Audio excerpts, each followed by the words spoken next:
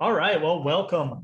We're going to be letting people kind of trickle in the next couple minutes, but this is the final kind of information session for the experimental animation portfolio review.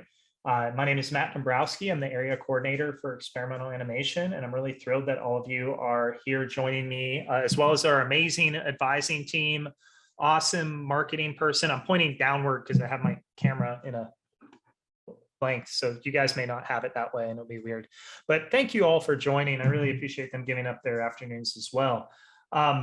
So just kind of a little housekeeping. I want to start because we've had a few other sessions in the past. We had a fall session in 2021, so I want to do a little survey. So if all of you could navigate to where the little hands or thumbs up is, but a little show of hands virtually in a sense. Who has gone ahead and watched the fall information session? Good, I see a lot of hands going up. That's great. Give it a few seconds there. And that fall information session can be found on this website. This is a very important website, which I'll paste in the chat because it has a lot to do with your session. But yeah, good, Luke. That works for me too. Verbal thumbs up are great. But this is a very important session. So for respect of your time and all of the advisors and other SVAD faculty members here, I'm not going to go into detail and just repeat that information, mainly because it's already available to you. Now, I do have that slideshow pulled up. I will reference it. I'm sure you all have a lot of questions and I'll be able to point you into good directions for that. But rather than just redo the thing we've already done, I'd like to, ultimately talk briefly about what's upcoming for you all, and then discuss a little bit, and then open the floor to all of you, because I'm sure you each have unique individual questions. What today will not be is an individual portfolio review. So we had a few sessions of those that you should have checked, in your night's email. I believe Hannah or Wahida sent them out, but those were individual opportunities to kind of review some of the works that you were planning on submitting. So be mindful of that, because that's not what this is. This is more a general broad question. So this is not a time where you'd say, look at point, piece A or piece B. Those opportunities were last semester. The website that I just posted in the chat is very important. The website is going to be where basically you're going to find how to apply to the portfolio. You'll find the online information session, as well as some important dates. So to start, our dates for submission. Submission will open January 31st, which I believe is a Monday. Please correct me if I'm wrong, Wahida, or anyone. And it will go to Valentine's Day. We love what we do. But it will go to February 14th, which that is the time where you can submit your PDFs for submission. So please mark those dates in your calendars. I highly suggest, with any assignment or due date that I talk to my students all about, but I highly suggest that don't wait to the last day to submit it. Submit early, get this thing off your plate so you can focus on classes and whatnot. But more importantly, in case there is an error, unforeseen, obviously, that you'll have enough time to adequately contact someone to make sure that everything went well. So we don't usually have a lot of those, but you never know. And so it's always good to submit early and go from there. You see here as well on or by March 4th, you will be contacted with the results. I'll talk a little bit about how the process goes for these portfolios and how the committee is structured and all sorts of good things for that as well today during this session. But you will hear from advising. Please do not contact myself, any of the other committee members, or SVAD advising before that point. Basically, what happens is when February 14th ends, from the 15th to, I believe, the 1st of March, the committee, which is a select a group of industry faculty professionals, right, from UCF faculty who all have industry experience, are going to go through the submitted portfolios that are eligible, which we'll talk about, and using rubrics that we'll talk about as well, they will grade the submissions. And this is a portfolio restricted program. As I've mentioned before, we're going to have 90 openings. Those 90 openings are due to staff, the amount of faculty we have to teach classes, coupled with the amount of physical spaces we have to teach those classes. By limiting that 90, it allows those who get in to have a good track experience. It also allows for, manageable class sizes, things like that, to make your learning experience as good as possible. So we're really excited to do that. Students who are accepted will also be part of a cohort. That's just a fancy word for you will be with very similar groups of students as you go through the track, which will ultimately build community and really make you make those future industry connections, right? You never know where if the classmate next to you is going to get a job one day throughout the experience. So we're super excited for that as we go. All right. Again, this page, and I'll paste it again because we had a few people come in. This page is very important for all of you. Come January 31st, this page will look a little different. It will guide you into where to actually submit the portfolio. So to start, I'm going to just kind of go over some of the frequently asked questions and so forth. This portfolio has a very specific amount of prerequisites. Now, with that said, and actually I have a slide that kind of talks about this a little better. I think this slide is better. Let me open it up. There we go. So for spring submission, if accepted, and if you choose to follow through with our track, you will be starting in the fall of 2022. At that point, all courses must be completed or enrolled by this semester. So if you do not have one of these courses, or you have not enrolled in one of these courses, I should say, that means you are not eligible for this submission here. Again, final grades will be in place for the fall. These are classes that are pretty set in stone. That's why they are prerequisites. We expect that you have all the objectives and outcomes, and so learning material from all these classes to help give yourself a successful experimental animation experience. If you are unsure of this, we have an amazing advising team. I highly recommend, as throughout your whole experience, that you reach out to them, schedule an appointment, make sure that you're up to date on the necessary requirements. Students who do not meet these requirements will not be eligible, and their portfolio will not be reviewed. And that is immediately, you're kind of, if you don't meet the prereqs, we can't have you into the portfolio review. All right. So those are the prereqs right there. Now, another big question, and I'm sorry, I'm jumping back and forth because I'm kind of going through the slideshow here, is what should be in my portfolio? Now, ultimately, we want to see your creative problem solving and your thought process as you choose works. It is not my job or any of the faculty's job to choose what specific works you put in. We're expecting that you take what you've learned in all of those classes I just showed you, and you've kind of show us that you've learned from that, and you have a good competency and foundation of the principles and elements of design. The portfolio section is broken up into 4 unique categories, as you can see here. Each category is going to be included in a single PDF. So that means in one PDF, you're going to have all 4 categories here that contain some visual information and some written information, as you see. The first section is a 1-page maximum, meaning do not go over a page. Submissions that are over a page will be immediately taken out because of rules not being followed.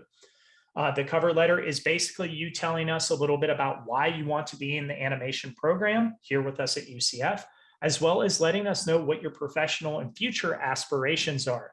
Now, I've had some students reach out to me and ask me what exactly I'm looking for, and I can't answer that question because I want to know where your passion lies. And this is an important thing. You should be able to speak about something you're passionate about, and the cover letter is the place to do this. So please let us know some of these things in the cover letter. Let us know why you chose the experimental animation track, and again, what your aspirations are in the future. And so that way we can best align, again, the students we pick to make sure that our program is a right fit for your future goals.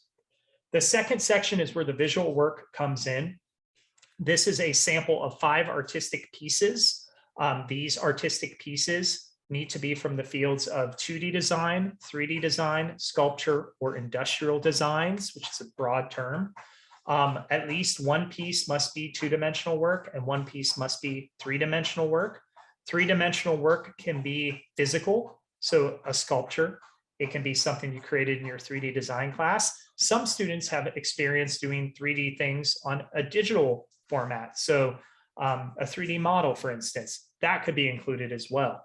Digital or traditional pieces are acceptable for these. Now, one thing that makes the visual work a little different than other tracks within the Emerging Media program is that we necessarily don't need to see classwork. I had the opportunity in the fall semester to talk to some amazing students who were trying to apply for this program, and they were gracious enough to share some of their work and during those portfolio reviews. And a lot of students I noticed would share things they made in high school, for instance. I would recommend that you try to share recent work. We want to see where your talents are today. And for many of you, your high school experience was quite a few years ago, and you've most likely gotten better as you go. So these can be from class, these can be outside of class. We do ask that students do not showcase fan art or copywritten material in the sense of like, here's a picture of Sonic the Hedgehog, here's my fan art of, insert movie here, Batman, whatever it may be. And also make sure that they submit no more than 5 pieces. Again, following directions is pivotal. If you submit, 20 pieces, that obviously will not be taken. Now, 3D work is a bit of an interesting category. So because 3D work is meant to be viewed in the round, in other words, in 360, we will allow students to submit multiple shots of a specific 3D piece. So each of these pieces would count as one work, and that's perfectly acceptable in the world of art. But I will say, please visually organize them in a clear manner to make sure it's clear that, as you can see, in this case, this is one piece of art, this is a second piece of art, and so forth. That's going to be really important for you all as you move forward. The third section is observational drawing. And what we mean by observational drawing is drawing from life. So observational drawing, again, is 5 pieces. They can be digital or they could be traditional, but no more than 5 pieces. This is life drawing, figure drawing. These are not stylized. These should be anatomically correct. You should focus on things like proportion, perspective, scale, foreshortening, line quality. Again, anatomy for a lot of you who are drawing skeletons and figure models. We want to see that ability to kind of draw from observation, because in animation, research and observation is a very, very important part of what you do. And just to give in kind of some examples here, and we can always go back through these pieces, and this is included in that first info session, which is right here. But you'll notice this is some examples of successful observational drawing. So as you see here, these are realistic proportions, observational, all sorts of good stuff. Here are some observational drawings that are digital, just to give you an idea of what a successful observational drawing in digital format is. So all of which be mindful of as you go. And again, you can access all of these works through the fall 2021 info session that we previously have. I just have them here to hopefully help you and answer some of your questions today. All right, where am I? Hopping back and forth as always. All right, the final section is time-based media. Now, this section can have anywhere from 1 piece to 3 pieces of time-based media. No more, obviously no less, because that would be 0 pieces. This can be live action video. This could also be animation.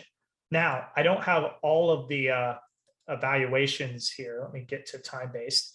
We do ask that students, when they submit these 3 pieces, that each piece be less than 3 minutes. This is allowing us to fully look at all of these portfolios. We are expecting it could be up to 120 or more portfolios, maybe even more than that.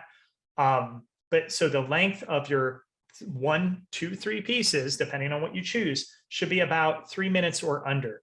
I've had students who are looking to submit 10 seconds or 45 seconds. That falls within that 0 second to 3 minute category, which is fine. It's not really about the length of the piece that matters. It's about your ability to, whether it's live action or if it's something you animated, a GIF, you name it, it's the ability to kind of play with those and show us that you understand the principles of art and design in motion form. Some students show us snippets from their 2030 class. Other students have had, personal works that they've worked on both. It can be audio, it can be visual, it can be both. We're open to any sort of time-based media. Again, media that you can play is what we're really looking for. Now, to make sure that the compression is appropriate when you're submitting this, because all of this will be in a PDF, these 4 sections, you want to make sure that when you submit a piece, that it's more a clickable link that takes us to a playable YouTube file. What that means is do not put your movie within the PDF. So in other words, you're going to have a piece of text that links outward to where that movie is played. That could be YouTube. YouTube's honestly the easiest, but that could be Vimeo. It could be one of those platforms. Please make sure that your movies play. Also, please make sure that they're, easily accessible. So if they're private or locked down, we're not going to be able to see them and we cannot rate you appropriately for those. So the idea behind this is you're going to put these sections together, like I mentioned, in a singular PDF. With that said, a lot of students have asked, how should my PDF look?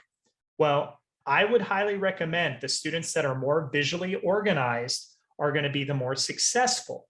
Therefore, we've given you clear sections. So you may want to include things like section headings. You may want to include things like small captions. You may want to be mindful of how you visually arrange all of the work that you've displayed. Those are perfectly acceptable, right?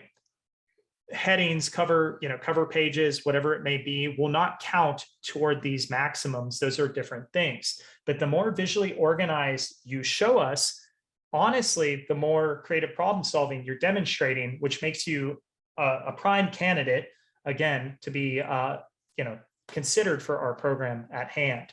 So please be mindful of that as you put it together. I've had students put these together within slideshows like you see today and export them as PDFs. I've had students that, who have experience even in InDesign, and they lay out their own visual portfolio. All of these are methods to help you succeed. But the idea is you want to be mindful of your professional presentation. So cropping your images, right? Straightening images, not making us turn our heads sideways when we look at your work. All of that will be taken into consideration when we view a portfolio. Imagine if it's more cumbersome to look at and it's not clear if I'm looking at observational drawing or 2D design.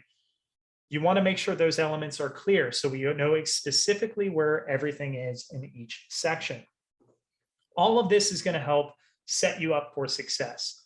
Once we receive the portfolio, the committee will receive the portfolio and base the content on 3 specific categories.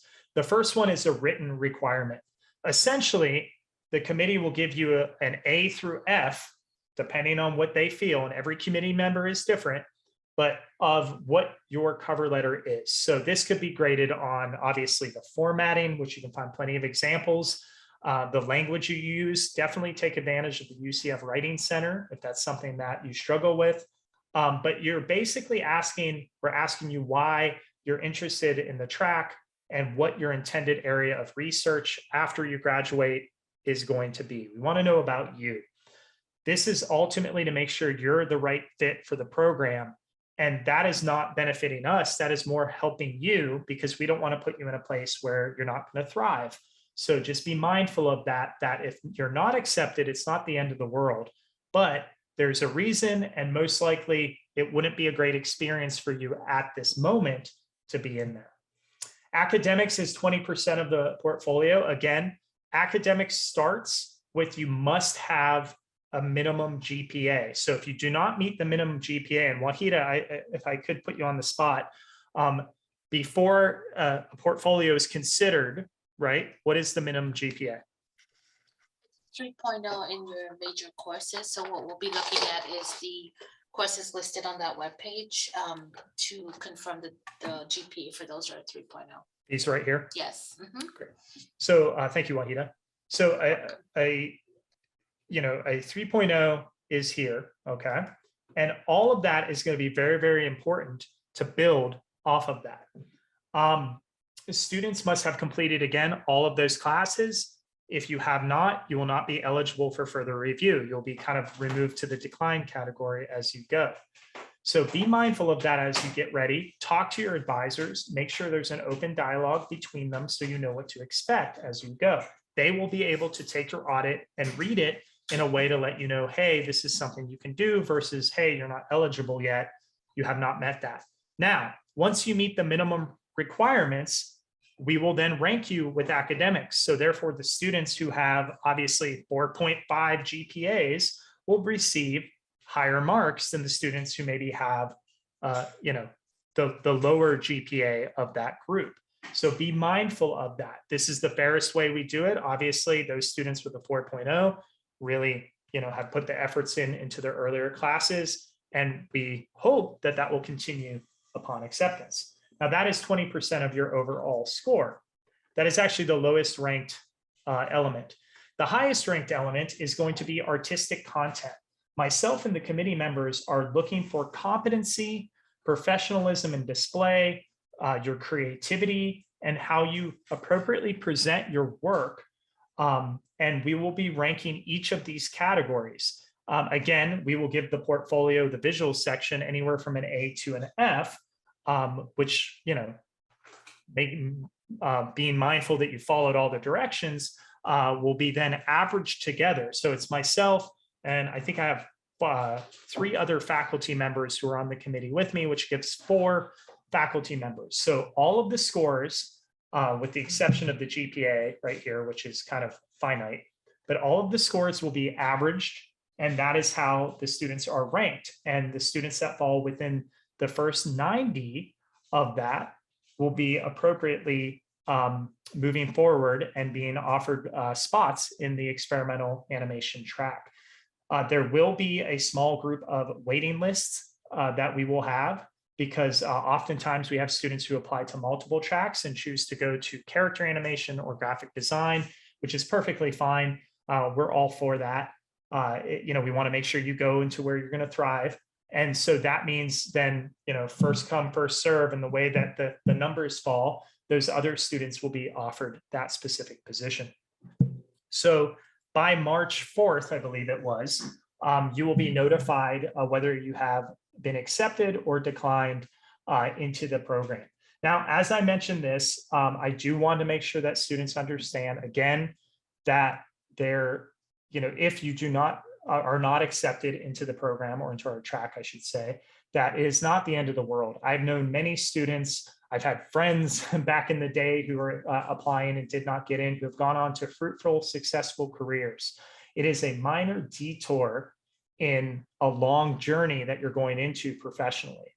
So I always tell students that you're going to work in your job industry for almost 40 years of your life. And, something you want to be mindful of is it's really important that you're put in, you start in the right place.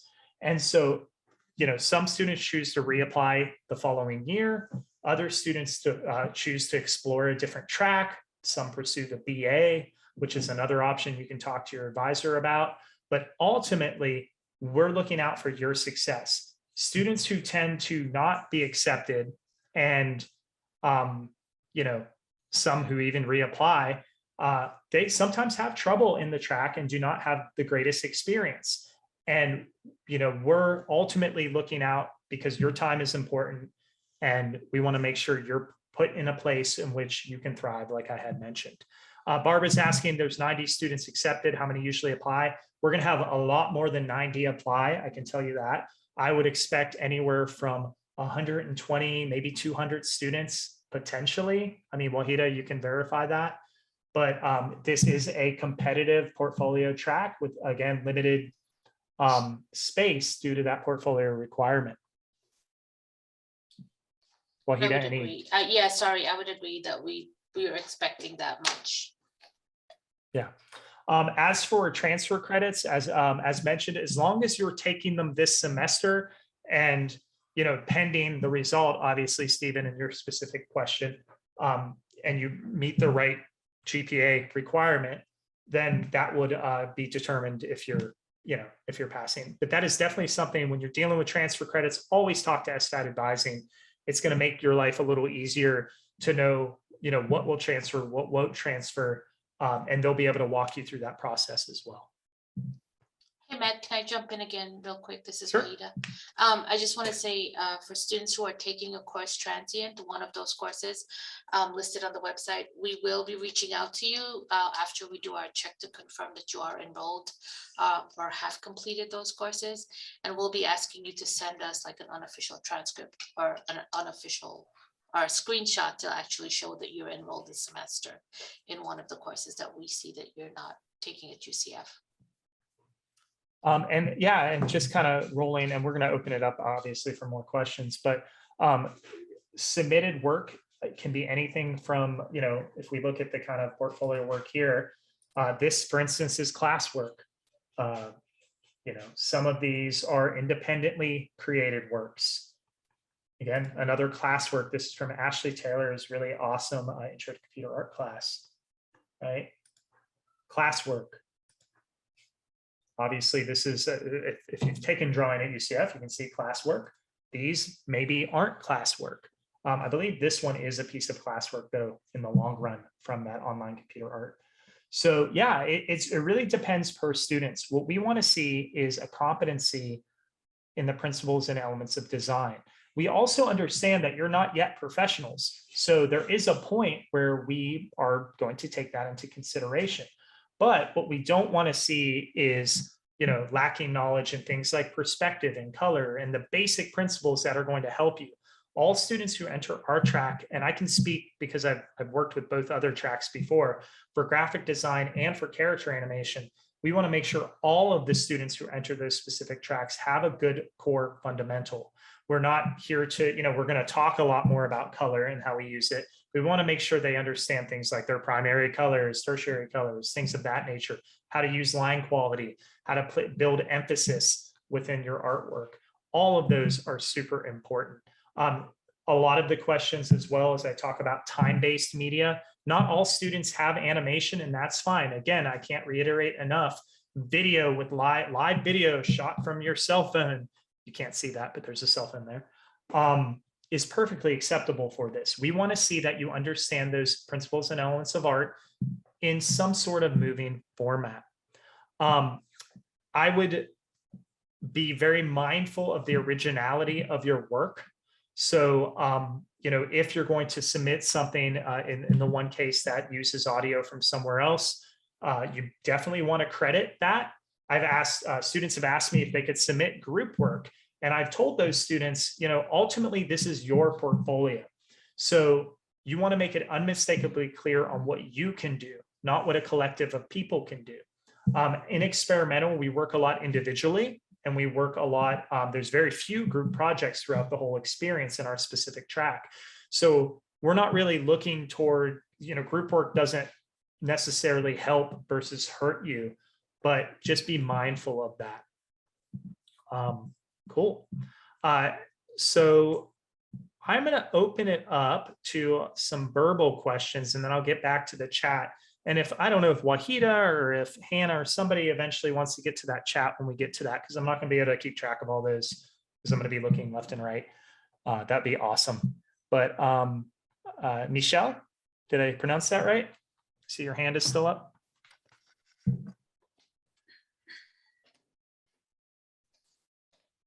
And then if anyone else has a question, please raise your hand and we'll get them in the order of they come in. And Wahida, if you could help with Yeah, that I'm scrolling there. Thanks. Nope. So okay. Sienna? Kevin asked, do you want to do the chat first or do you want to do the hands up? Let's do Sienna's and then we'll go to Kevin. Okay.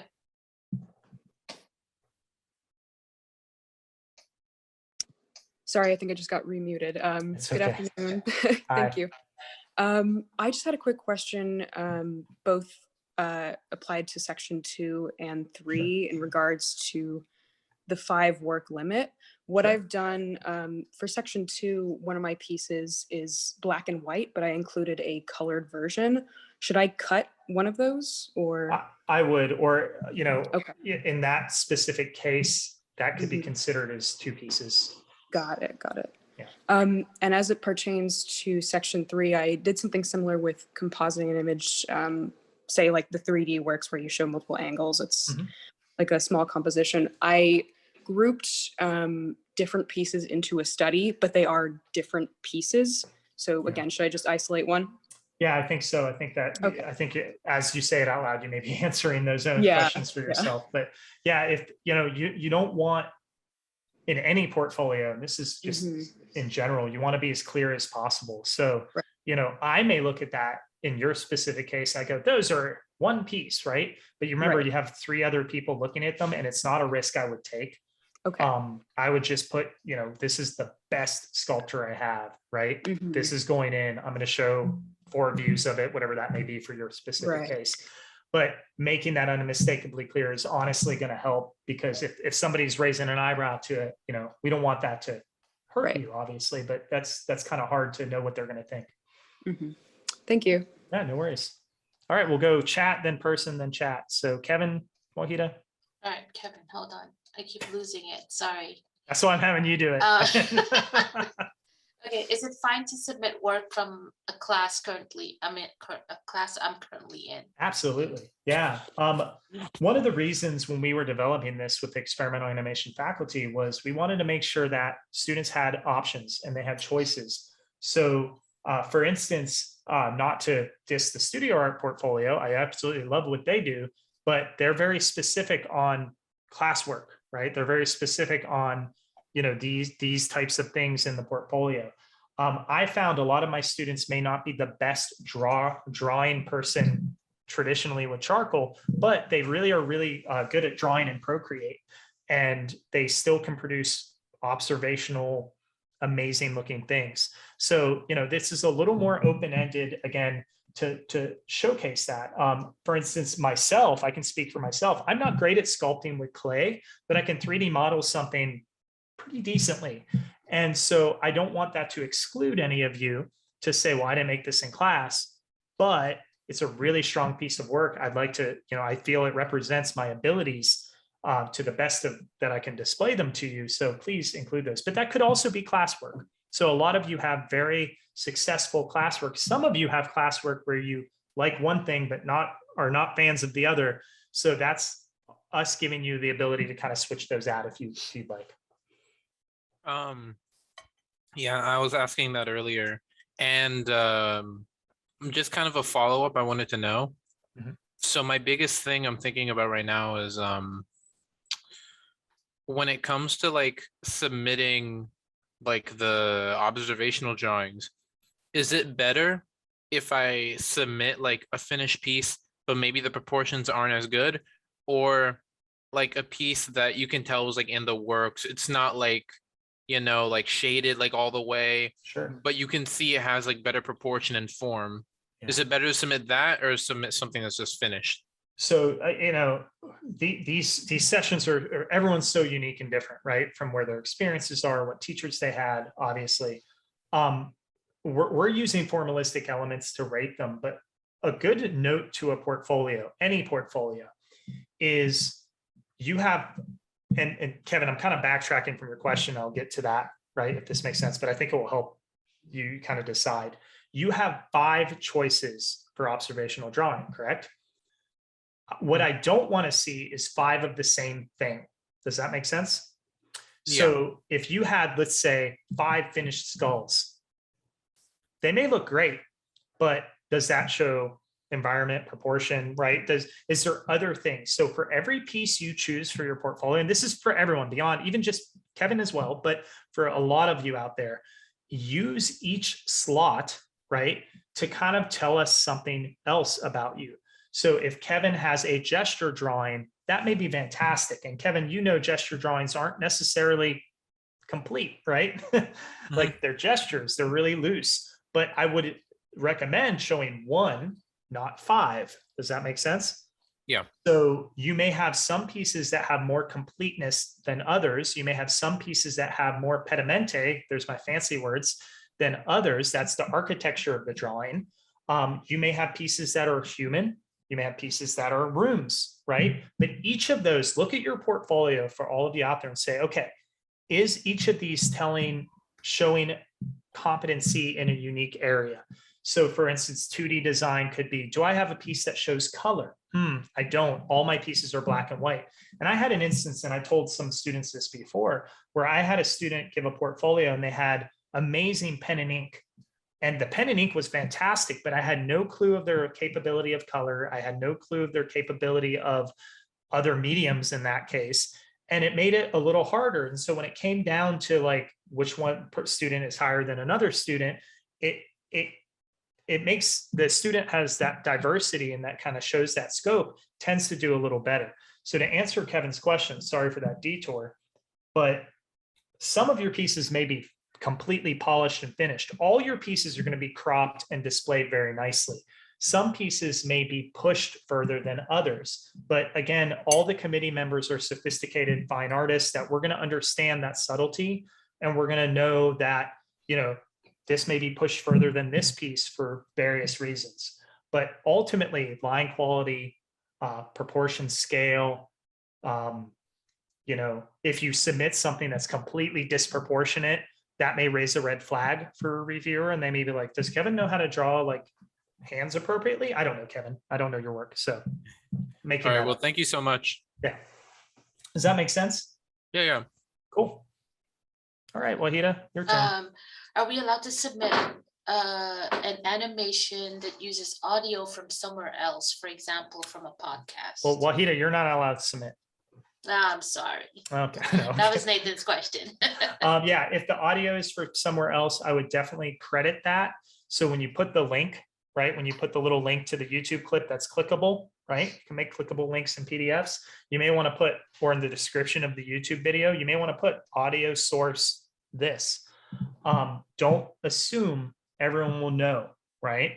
In any portfolio you do, whether it's in the track that I teach in or in, you know, your professional future life, having a clear description of what you did is very important. So yes, it could work, but make sure that you clearly cite that.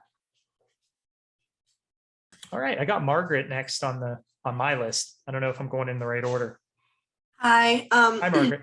I have two very quick questions. Sure. One, if there's a piece that say certain restrictions were taken in the process, like if it was a class and there were certain rules that had to be applied, can we put that in like a small description beneath the piece? Yes, I don't know if that would help or hurt you. Ultimately, we're looking at it from a formalistic standpoint. So we may, if it's in black and white, for instance, we may look at it and go, okay, yes, it's cool, it's black and white. But like I just mentioned previously with Kevin's answer, you obviously you'd want to have another piece be the color piece. So putting a description, I don't think it would hurt you, but you will also want to be mindful of the tone of the descriptions. Does that make sense? Not to say that's what you're doing now, but you don't want to be like, this class really stunk. They made me, you know. I know that sounds like that. Even that you laughed, you understand that, right? But some people may not think that, and they may be like, I have to explain exactly. When in reality, we're looking at the art, right? We're not worried too much about the restrictions that you had or didn't have. We're kind of going, okay, how does this? What's the rhythm and repetition? It depends on the piece that you submit, obviously. But what's the color? What's the theory? What's the foreground, midground, background? And we're looking for students, again, we're rating the portfolio as a whole, right? For those individual, and it's based off the work they really present us. So again, present your best work. If you feel it's needed, it will not hurt you. So I will not be like, oh, Margaret, you lost points because you gave me a description. Okay. And the other folks won't do that either. All righty. Thank you so much. You had two questions, I think. Yes. The other one real quick was for 3D artwork. I've noticed in some of the pieces, if there was like a painting done of a 3D model, if the painting is, even if you're submitting it as a separate piece, is it good to have a comparison of what the painting was based off of? Say if you took like liberties and how the painting was portrayed? Potentially, again, I don't know. I personally can speak for myself, but I'm also sure my fellow committee members won't look at it that deep. Mhm. You know, they may, it depends on the object, right? But you want to be careful. A previous student has asked this, that there's no confusion that what you're showing us, you know, you want to show us the art, right? You want to kind of avoid like references. You want to avoid, does that make sense? You want to avoid like this was based off a photograph. Here's the photograph. Because at that point we start going, somebody could be like, well, that's two pieces. Mhm. If it is based off another work, you may use your description like you mentioned before, and you may say this painting was based off of a work, you know, a painting of, if it's a famous painting, list the name of the painting. If it's somebody else's, just based off of another work. But I don't think we're going to be like, that painting doesn't match Picasso, you're out. Like, we're not that fickle with it. All right, thank you so much. Yeah, no worries. All right, Wahida. Okay, next question. Can they submit art pieces that they already submitted or that they will be submitting to the studio art portfolio? Sure. Yeah. You know, what you submit is up to you ultimately. I would be very calculated, because as you can see in the slide in front of me, there are a lot of unique sections, and make sure that you clearly label what section for this portfolio. And remember, this portfolio differs from the other portfolios. And that's something I think, Wahida, you can agree with me on. Sometimes students are trying to submit so many things. Organization is going to be really important, because you need to read the rules of every single one, right? And it's kind of like applying for jobs. Every job application has specific hoops you need to jump through. So just make sure you're organized when you're doing that. Because if you submit, for instance, the studio art portfolio as is, and then say, well, I'm going to submit that as a PDF, I'm done. It's going to work for experimental. It will not meet this criteria because it will not be organized in the way we've asked you to.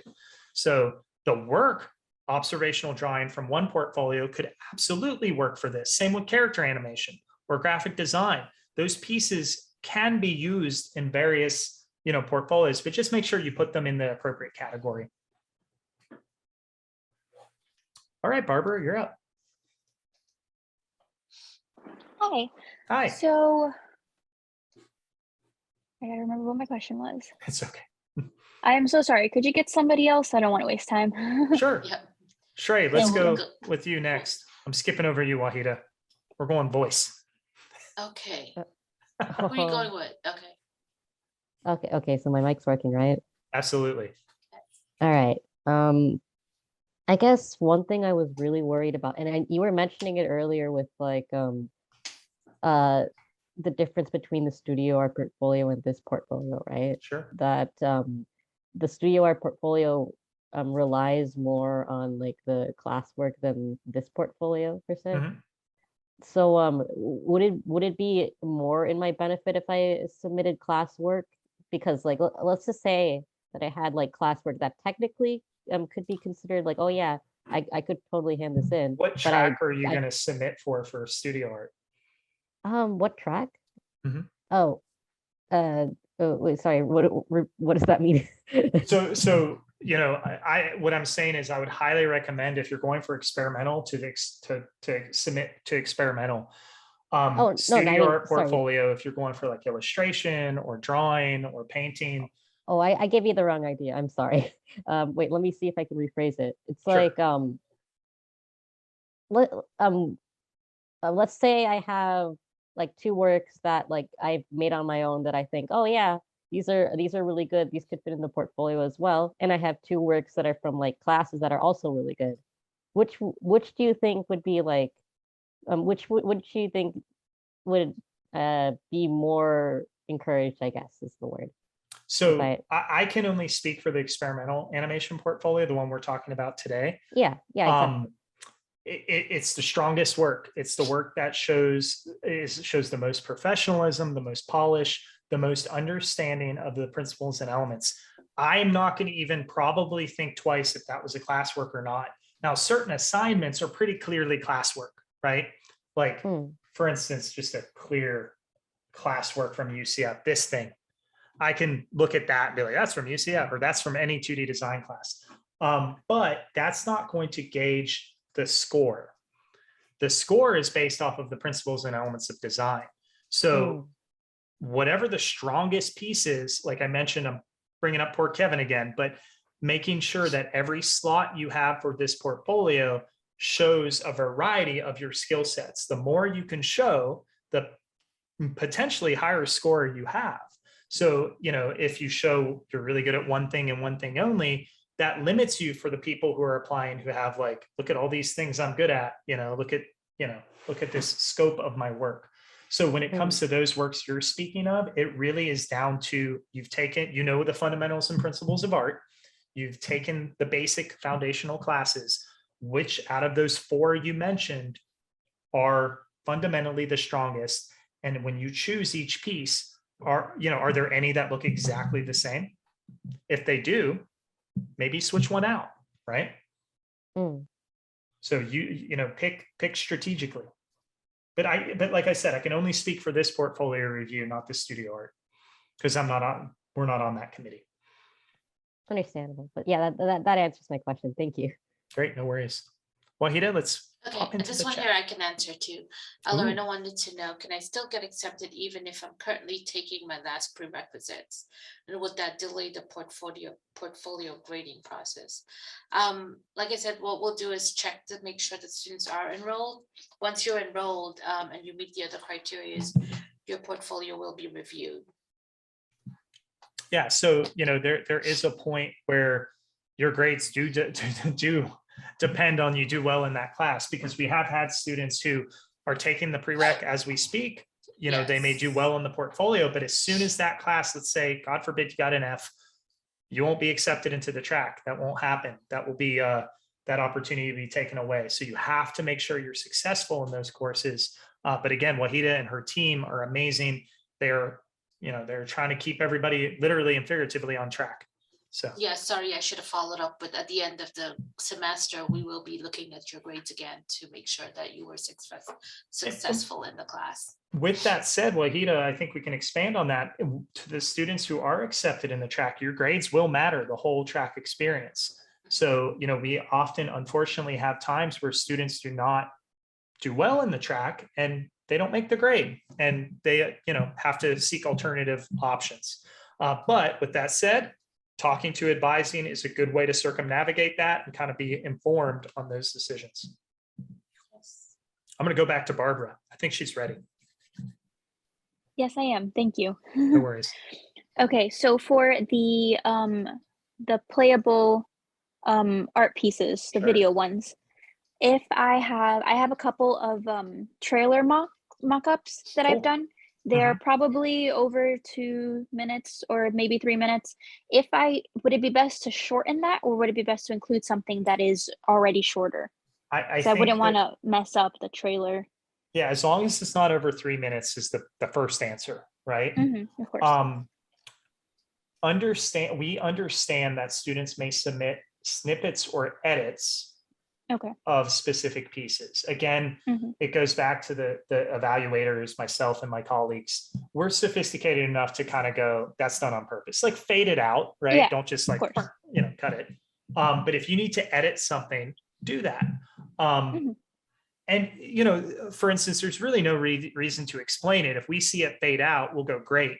Now, let's say you have a beautiful work of time arts, right? And you're kind of going, okay, from minute, I don't know, it's the best part of it's from 1 minute to 1 minute and 45 seconds, right? You can just show us that. I won't be like, why did it not begin? We can kind of, we can see you that. get the idea of it. Yeah. Okay. And the videos themselves that I have put together are from stock videos. Would it be best if they were like made by myself? I think it would be beneficial. Yeah. Okay. 100% original work is always important. So I would highly encourage you to again, put your own work, put your own camera work in there, or photography or whatever it may be. Again, because when ranked with other students, the student who has the original work will most likely get a higher score on that. Yeah, that makes sense. Okay, thank you. Again, I'm just speaking in generalities. Of course. Yeah. All right, Wahida. Hannah's gonna take this over. I just gotta jump in a call real quick. Okay, Hannah. Yes, I lost the chat, I think. So Oh, Hannah. if Okay, I all right, lost never my mind. internet connection, I'm so sorry. I see how it is. Jessica or Marlene, can one of you jump in? I'll ask the next question. Sorry about that.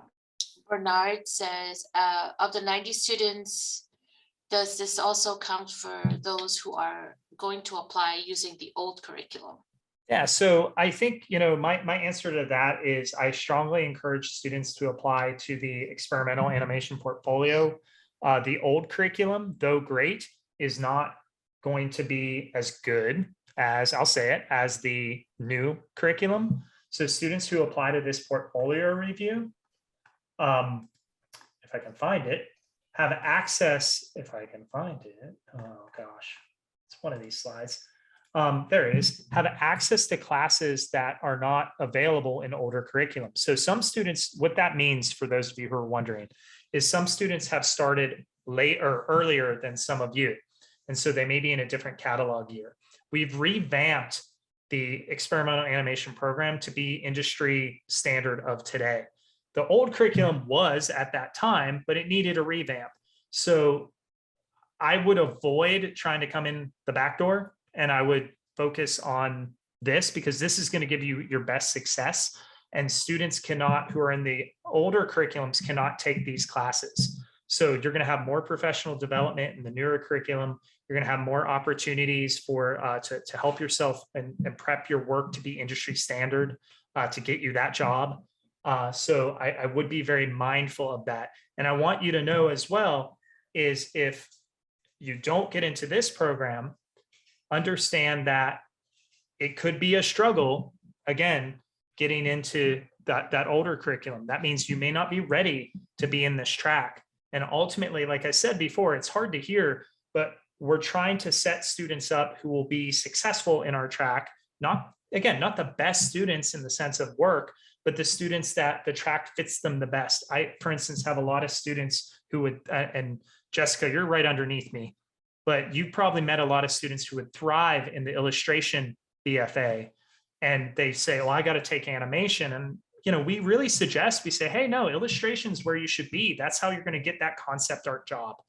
And that's okay. But, talking to the advisors, asking questions like you are now will really help you fit those categories. Bottom line is experimental animation, graphic design, character animation. Those are highly competitive fields. When you get an industry job in those fields, like imagine how many people they hire at Pixar a year. It's very low. And typically, it takes the best of the best. So that's why there is a portfolio requirement for this, because we don't want to tell a student, hey, take our program, you'll immediately get a job. We want to make sure that they have the best foot forward. So hopefully that helps. All right, I have Mia. Hello. Hi. Oh, okay, the mic works. So for the animation, what's your opinion on rotoscoping? Well, I personally don't allow it in my intro to animation class. I think for, the portfolio, that's a different story for you. But in intro to animation, when you're in the track, it's actually like forbidden. So my opinion on that is it's, that's what we're learning. We're learning how to use the principles of animation to animate, not just trace in that particular case. Okay. So like how would that apply to like portfolio? Would that be like a no? For me, I would probably hold a student that has a self-shot video of something or it doesn't even need to be animation, but if they're just tracing over frames, it really is, there's so many factors. Was it just a clear cut trace over something? Was it stylistically, artfully composed? Was the rotoscoping done just to meet this requirement? That's something that is pretty clear because, there's like a famous video from a band called Aha called Take On Me. That's rotoscope, but it's very artful, right? It's very clearly not easy. Does that make sense? Like there's thought and patience and time put into it. So I think those are factors that would me personally help me come to that conclusion. Okay. Yeah. Thank you so much. Yeah, no worries. I don't know who my helper is. Jessica, are you my helper? Yeah, I'll jump Okay. in and help you out. So Sarah's asking, did you say the time-based media can be less than 1 minute? Yeah, so, you know, I've had students put in GIFs, like it just needs to be moving. It cannot be more than 3 minutes, obviously, because again, if we had 200 students, 3 pieces at 3 minutes each, it would drive us pretty wild. So again, if we look at, let's see, the length should be 3 minutes per piece. If it's like 2 seconds, you know, the person who has like 30 seconds, maybe, you know, maybe or maybe not. It depends on the person, but they may get a little better review or score. Cool. Madeline. Did I probably butchered your name. I apologize.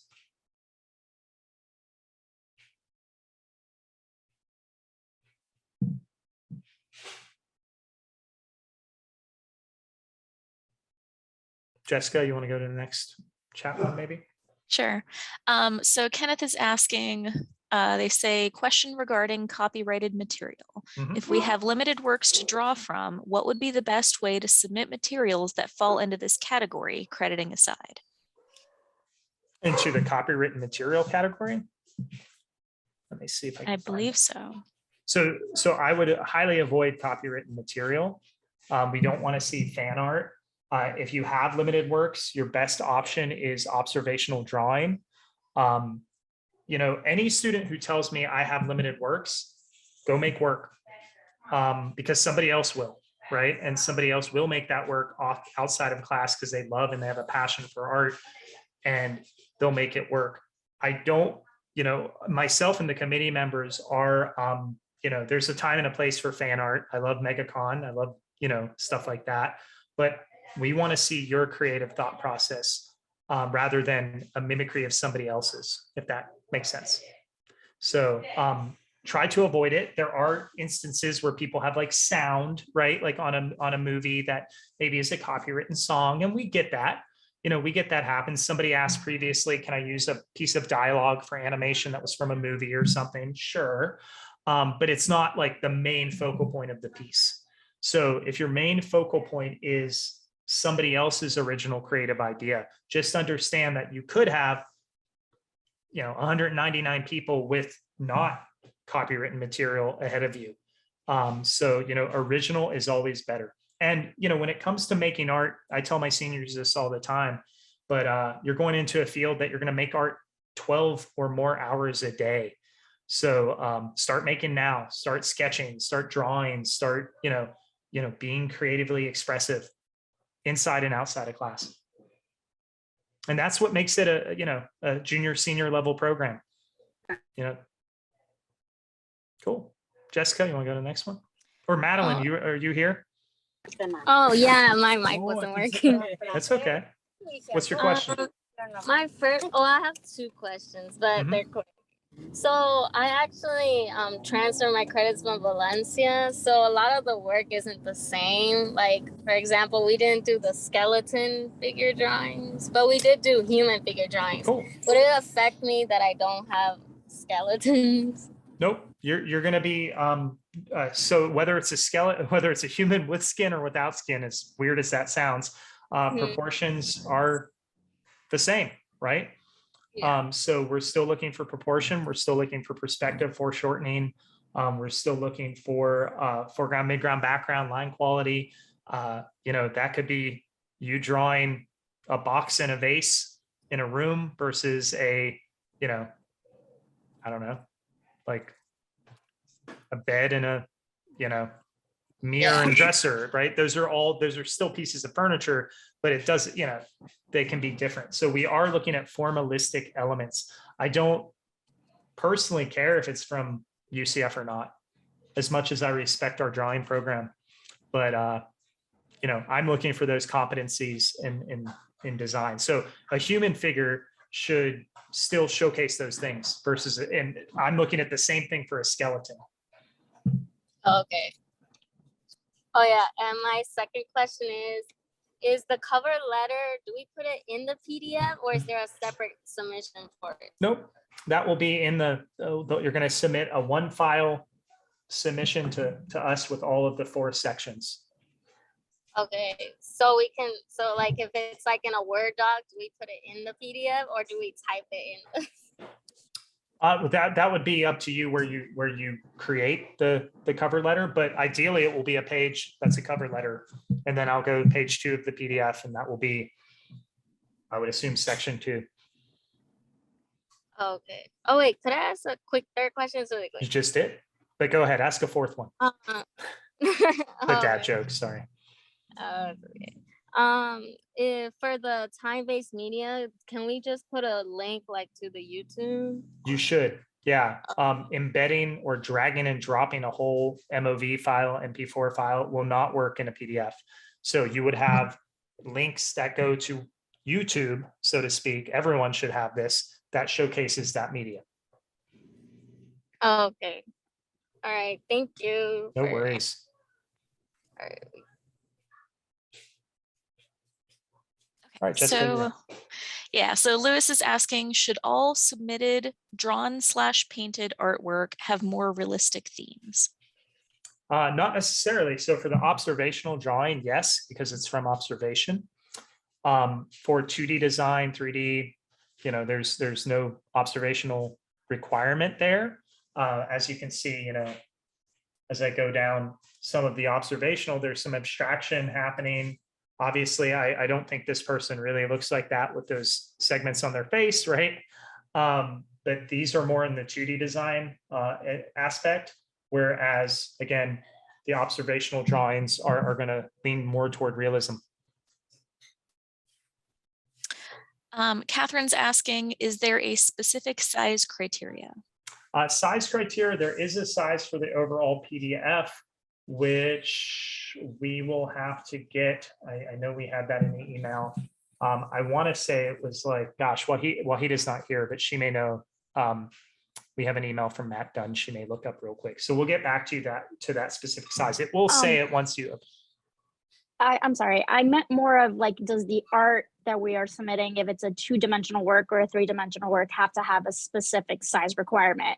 Like a specific page size, or can we submit like a very big painting if we have something on a larger scale? Or so you're going to like want to make sure miniature?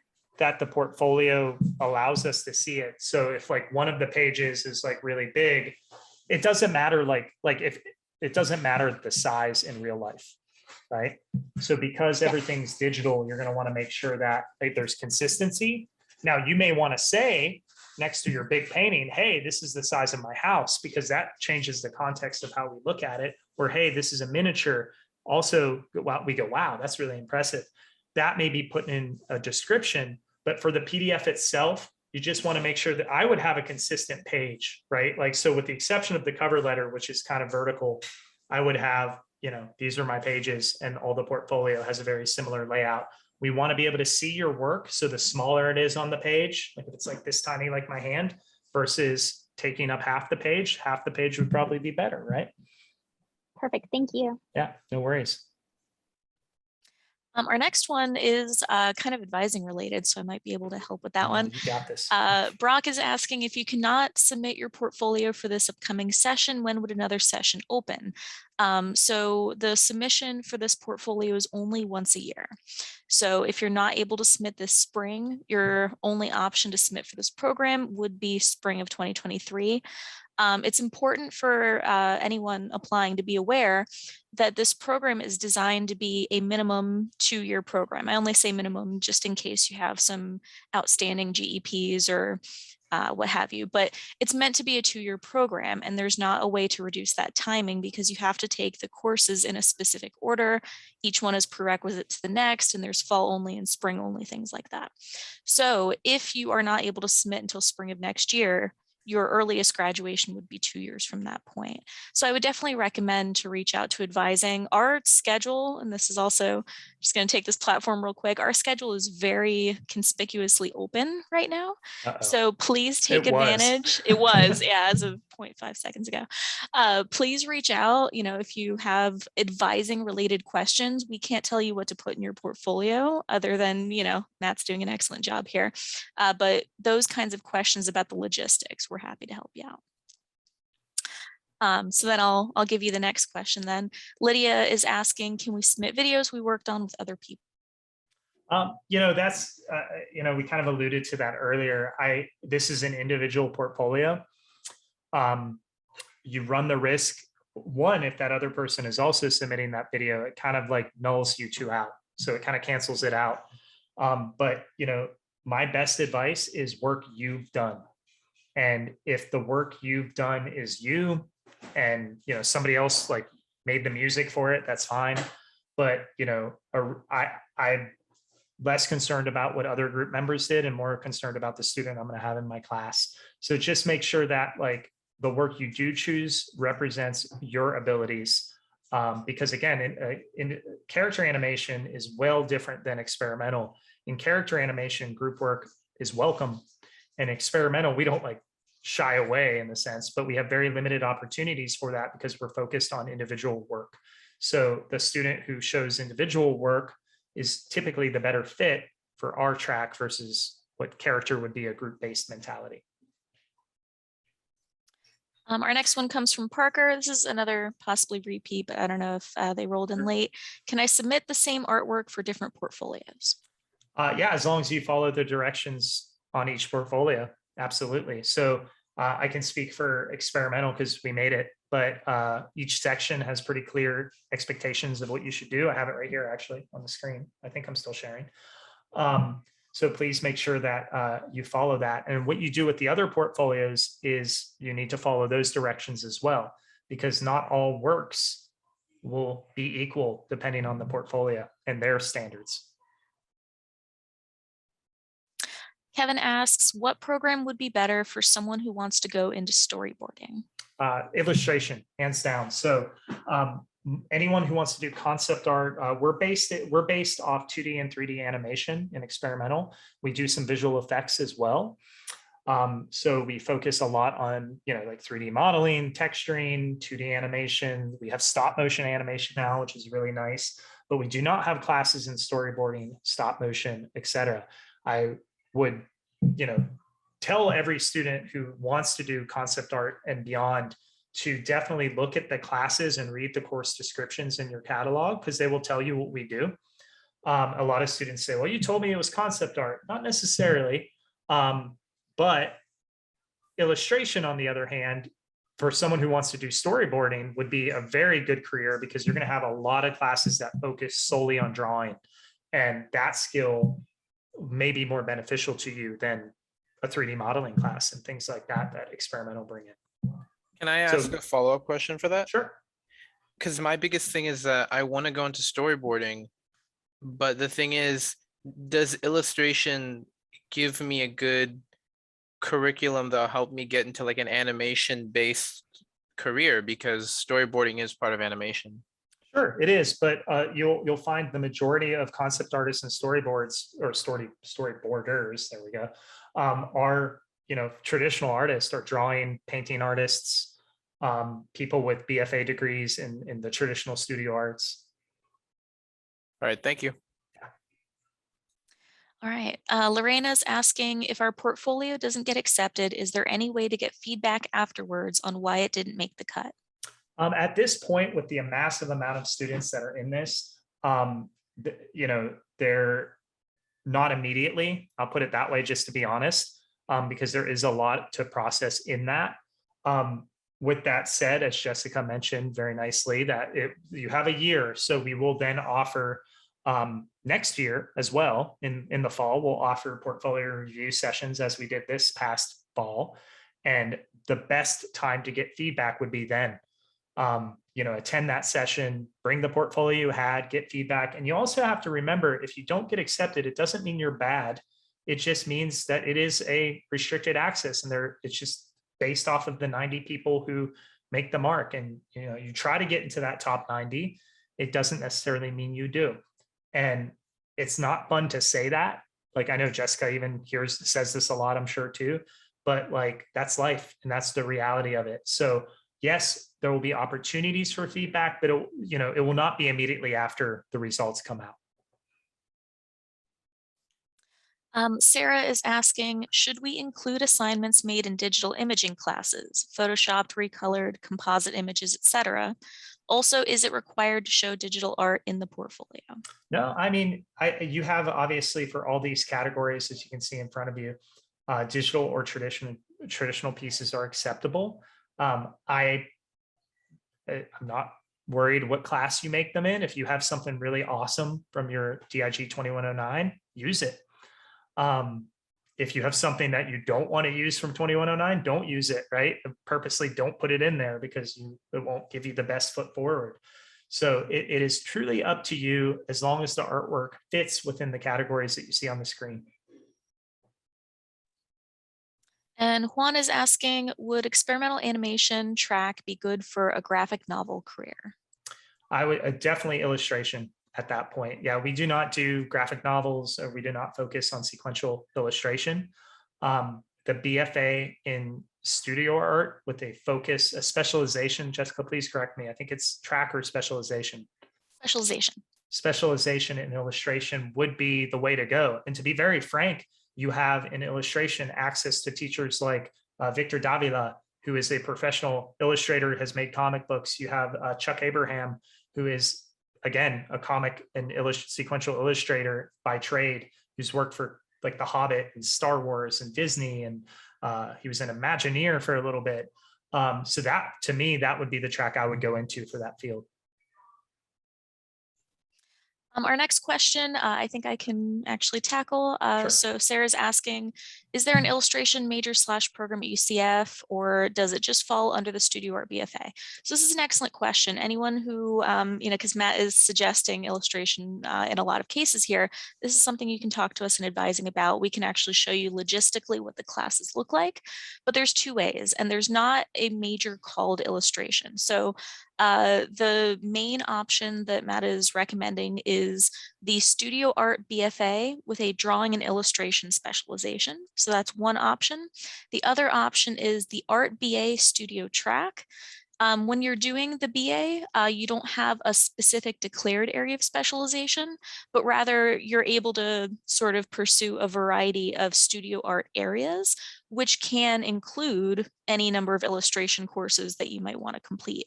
So there are a couple of ways that you can definitely do that. And kind of to build off that, Jessica, I think that's any track all of you get into eventually. Most of these tracks have electives. And so just a aside, and I'll keep it brief, but when you're like, let's say you want to do 3D modeling, a person who's invested in 3D modeling, they go, okay, I love the animation track. Great. I have all these electives I want to take now. What classes should I take that help me in 3D modeling? That may be, for instance, sculpture, right? That may be ad lab, whereas somebody who wants to do 2D drawn animation may say, I want to take illustration classes or drawing, intermediate drawing or advanced drawing classes. It's really about you being very specific. Like a lot of students forget that and they go, oh, well, I'm going to just take whatever's open. Be very methodical on what you take, because that's going to help build that portfolio in the end of your track. Again, if you want to do lighting and cinematography, you may want to take a photography elective. So all of that is important. Sorry, go ahead, Jessica. Yeah, no, and kind of piggybacking off of that, that's something that we can definitely help in advising. So once you're in your program, we set you up with the core classes, but as Matt says, there are restricted electives if you're pursuing experimental animation. So we create a list every semester of the electives that are offered, and we can help you kind of navigate that as well. And you guys talk to me a lot about like, hey, student A wants to be this. What do we suggest? And that's important. You got a lot of people listening now have to understand behind the scenes, we're here to help. We want you to be successful. So we may say, take printmaking, try to take painting, and try to take this. But the advising team has been excellent on reaching out, and I really do appreciate that from you all. Thank you. Yeah, and there are some times as well where we might send students to you to get a recommendation on electives. So I say, get away. from that end, we appreciate that as well. So next one, Stephen is asking, if I was wanting to become a concept character artist and 2D animator, which track would be best? I think, those are two different things. I have this conversation with my seniors who are in the same boat as you.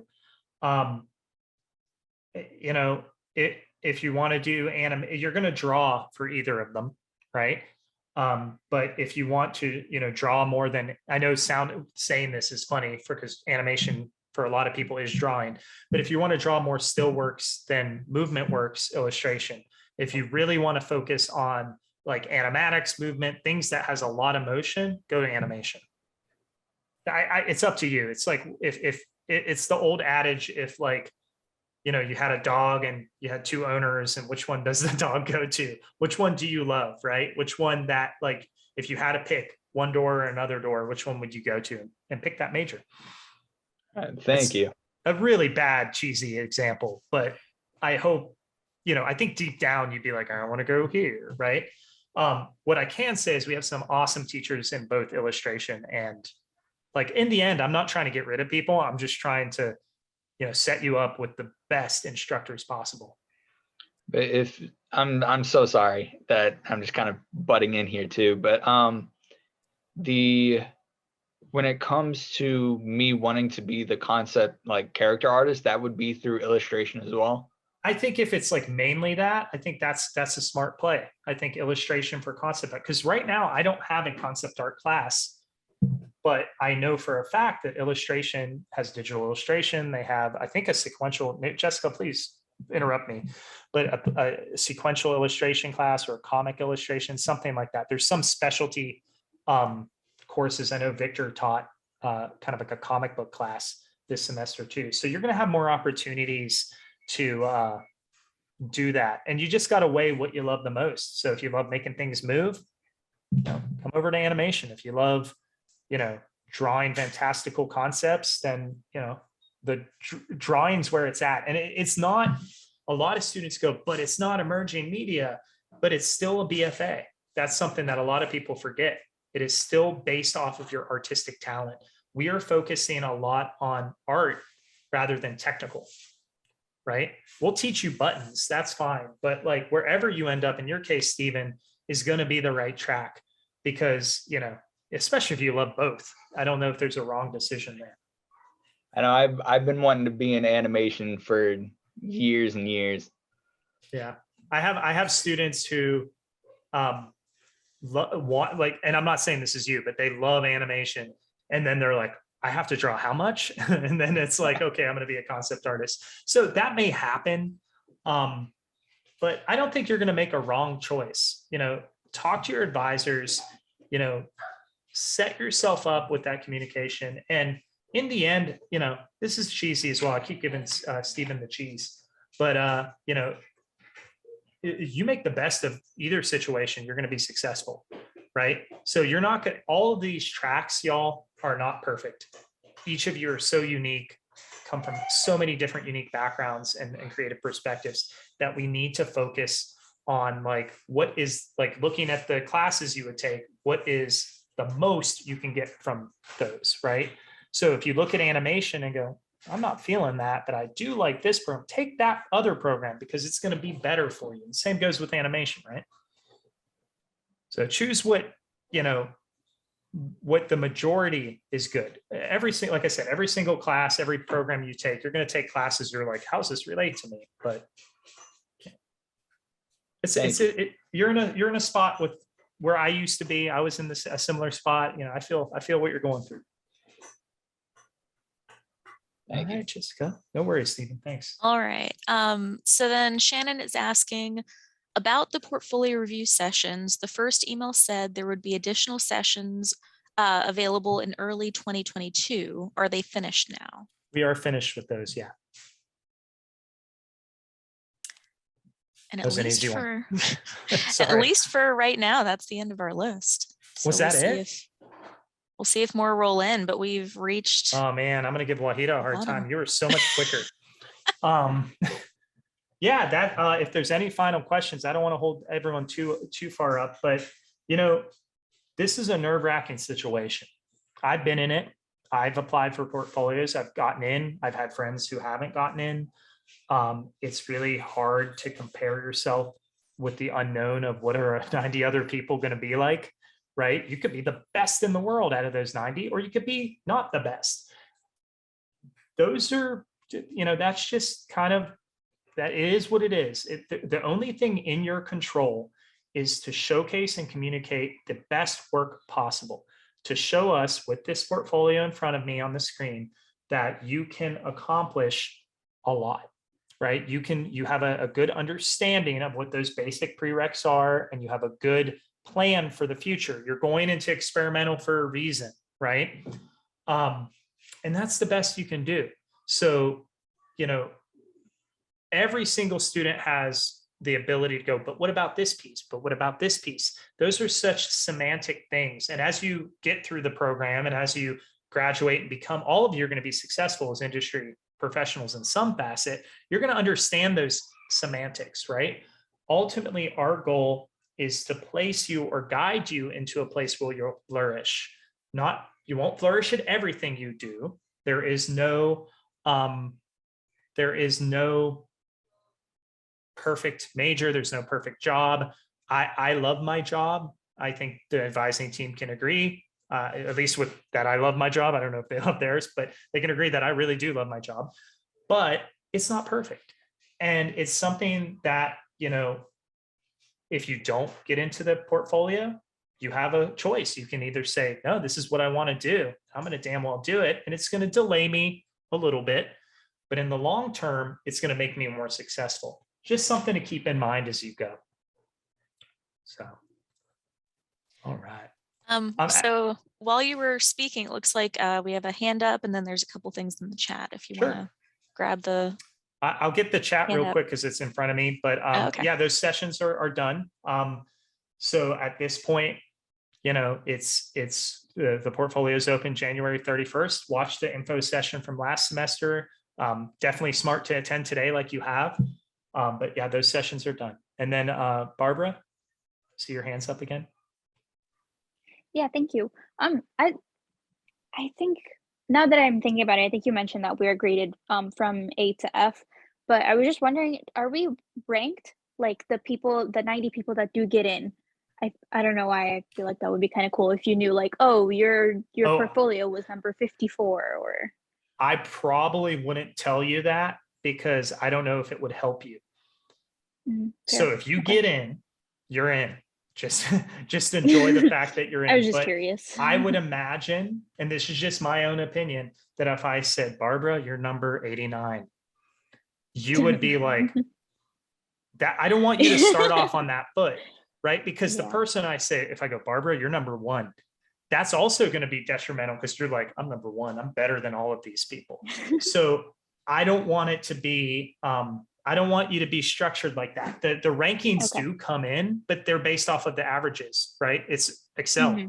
It's just literally what it goes and it populates once we have the scores in, which I like. I think that's fair. And I think that, allows, you could have one person not like your work for certain reasons, but 3 others love it. And you have a great chance, right?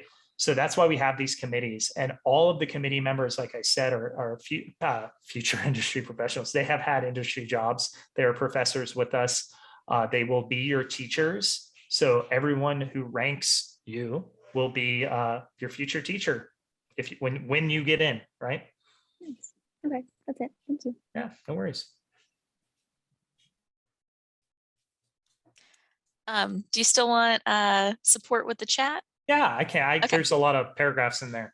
Yeah.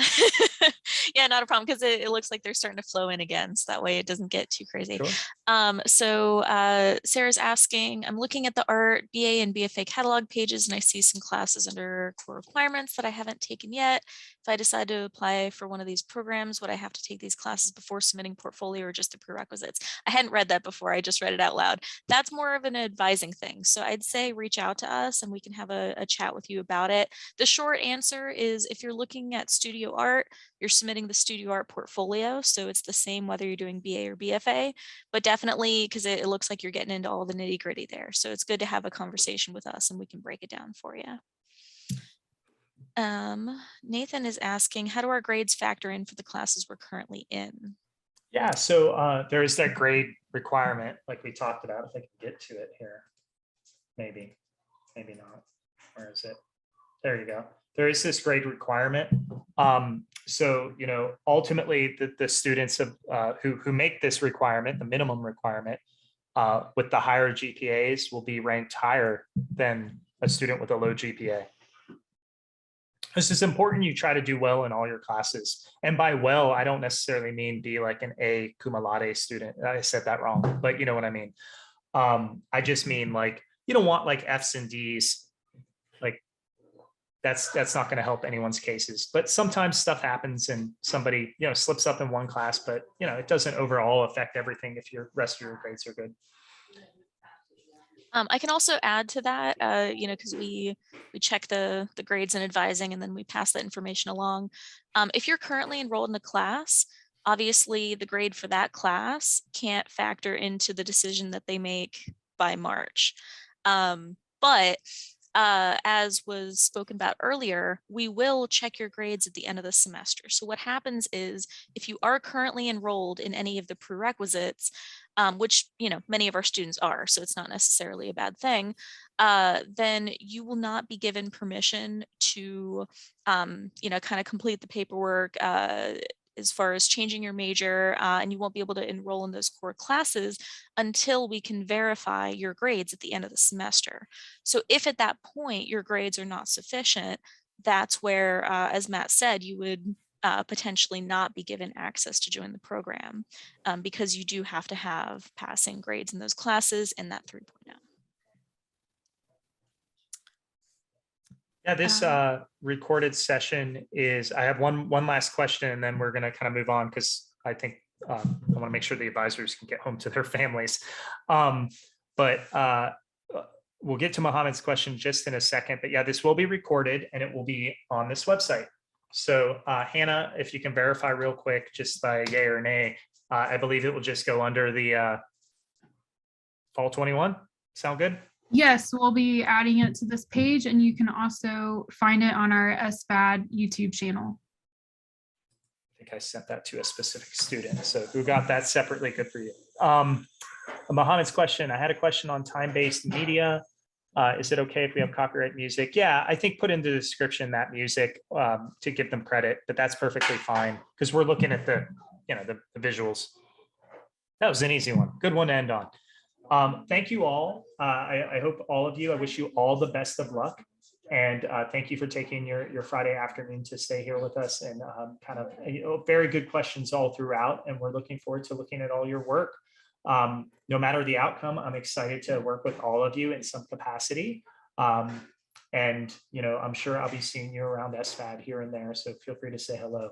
But with that said, again, thank you to Hannah for putting this together and the amazing advising team. You got Jessica and Marlene, and Wahida gave up on me, but you know, it's okay. I forgive her. But other than that, you all have a great weekend, okay? Thanks, everyone.